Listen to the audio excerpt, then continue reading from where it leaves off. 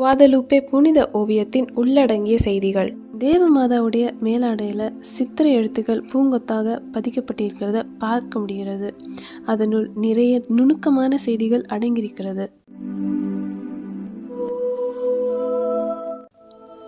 தேவமாதா பாம்பு தோளுடைய நிலா மேல நிற்கிறத பார்க்க முடிகிறது. அது நரபலியின் கடவுளான அஷ்ட கடவுளை குறியீடாக குறிக்கிறது.